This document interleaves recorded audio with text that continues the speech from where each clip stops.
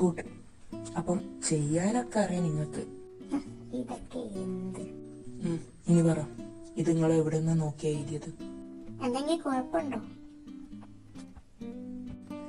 Answer തെറ്റൊന്നുമില്ല, കറക്റ്റാണ്. But നിങ്ങൾ ഇത് എങ്ങനെ എഴുതി എന്നാണ് ഞാൻ ചോദിക്കുന്നത്. അതെന്താ നീ അങ്ങനെ ചോദിക്കുന്നത്? നിങ്ങൾ കഴിഞ്ഞ ക്ലാസ്സിലെ ശ്രദ്ധിക്കുന്നുണ്ടോ നോക്കാനും വേണ്ടി ഞാൻ എടുക്കാത്ത പാഠത്തിൽ നിന്ന ക്വസ്റ്റ്യൻ തന്നത്. അത് ഇത്രയും കൃത്യമായിട്ട് ചെയ്യാനൊക്കെ പറ്റുമെങ്കിൽ നിങ്ങൾ വേറെ എവിടെങ്കിലും നോക്കി എഴുതിയതാവാനാണല്ലോ ചാൻസ്. അത് ഞങ്ങൾ കഴിഞ്ഞ ക്ലാസ്സിൽ ഇല്ലേനല്ലോ. കഴിഞ്ഞ ക്ലാസ് ഞാൻ ഉദ്ദേശിച്ചത് മിസ്സിന്റെ ക്ലാസ് നിങ്ങൾ ശ്രദ്ധിക്കുന്നുണ്ടോ എന്ന് ചെക്ക് ചെയ്യാനും വേണ്ടിയാണ് ഞാനിപ്പോ ഇങ്ങനെ ഒരു ക്വസ്റ്റ്യൻ നിങ്ങൾക്ക് തന്നത്. ഇത്ര കൃത്യമായിട്ട് നിങ്ങൾ ചെയ്തിക്കണല്ലോ. എങ്ങനെ? ഞാൻ ചോദിച്ചത് മനസ്സിലായില്ലേ? എങ്ങനെ നിങ്ങൾ ഈ ആൻസർ ചെയ്തു?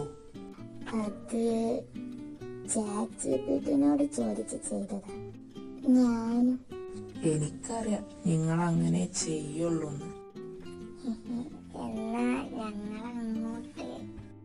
എങ്ങോട്ട്? പണിഷ്മെന്റ് ഉണ്ട്. അതായത് കുറച്ച് ദിവസം കഴിഞ്ഞ ആനുവൽ ഡേ എങ്ങനെയായാലും വരും.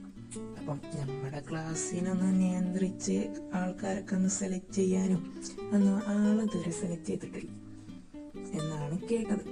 അപ്പം നിങ്ങൾ രണ്ടുപേരെന്നെ ആയിക്കോ. എല്ലാരും ഒന്ന് സെലക്ട് ചെയ്ത് ഒരേതിലൊക്കെ എന്നൊക്കെ ഉള്ള ലിസ്റ്റ് എനിക്ക് കൊണ്ടുതരണം.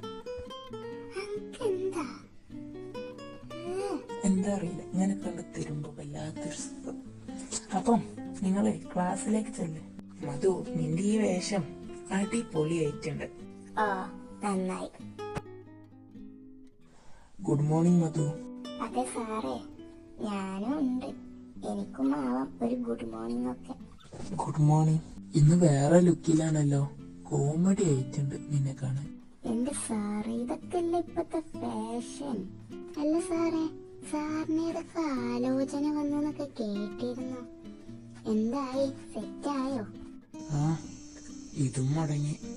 എന്റെ സങ്കല്പത്തിലൊരാളുണ്ട്. ഇടി വാ, നമുക്ക് പോവാം. സാറേ, എന്നാ ഞങ്ങൾ പോവാട്ടോ. എന്റെ കയ്യിൽ വിട്. നീ എന്തിനാ പെട്ടെന്ന്? എടി പൊട്ടത്തി, സാറ് ഉദ്ദേശിച്ച സാങ്കല്പികമായിട്ടുള്ള പെണ്ണില്ലേ, അത് നീയാ. അതാ സാറിന്റെ കണ്ണിലൂടെ കാണാൻ പറ്റുന്നുണ്ടേന്. പിന്നെ അത്രയും നേരം അവിടെ നിൽക്കണ്ടല്ലോ എന്ന് വിചാരിച്ചാണ് ഞാൻ ഇങ്ങോട്ടേക്ക് കൊണ്ടുവന്നത്. പിന്നെ ചുമ്മാ പോയെ. സാറ് ഉദ്ദേശിച്ച എന്നെ ഒന്ന് വേറെ ആരെങ്കിലും. ഓ വാ, നമുക്ക് പോവാ ക്ലാസ്സിക്ക്.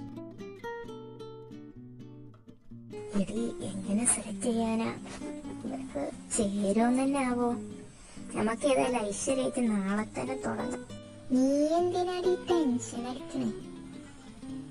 ഏതായാലും ഡാൻസിനും പാട്ടിനും അങ്ങനെ ചില ഇതിനുള്ളവരൊക്കെ എങ്ങനെയാലും ഇതിന് നിൽക്കും. അപ്പം നമ്മൾ ബേജാറാകേണ്ട ആവശ്യമില്ലല്ലോ. പിന്നെ പങ്കെടുക്കാത്തത് നമുക്ക് എങ്ങനെങ്കിലും അവരെ ഇതിൽ പങ്കെടുപ്പിക്കും. അതെങ്ങനെയായാലും നമ്മൾ ചെയ്യും. അതെങ്ങനെയായാലും നമ്മള് ചെയ്യും. നമ്മളും ഇതില് ഇറങ്ങണം.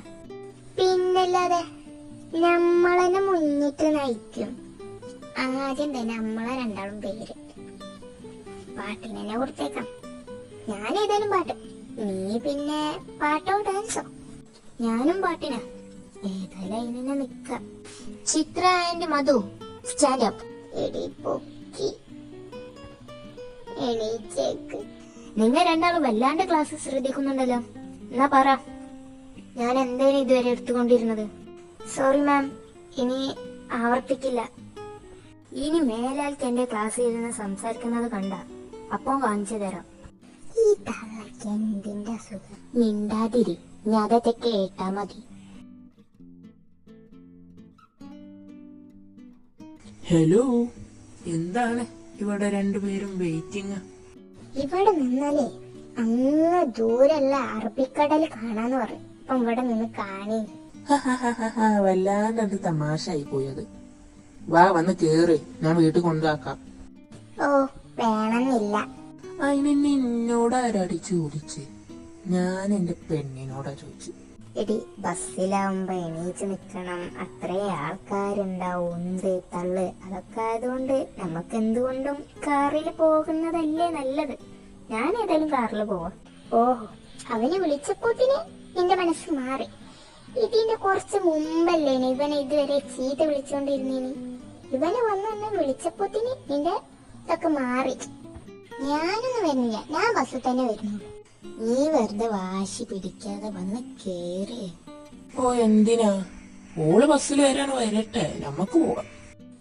മധു നിർബന്ധിച്ചത് കൊണ്ട് മാത്രം ഞാൻ വരുന്നു.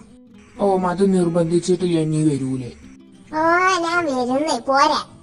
എന്നാ ഇതെന്താ ആദ്യം തന്നെ അത് പറയാനല്ലേനുള്ളൂ. നിങ്ങൾ രണ്ടാളൊന്നും വഴക്കൂടാതെ ഇരുന്നേ. ഓ മധു മുന്നിലിരിക്കും.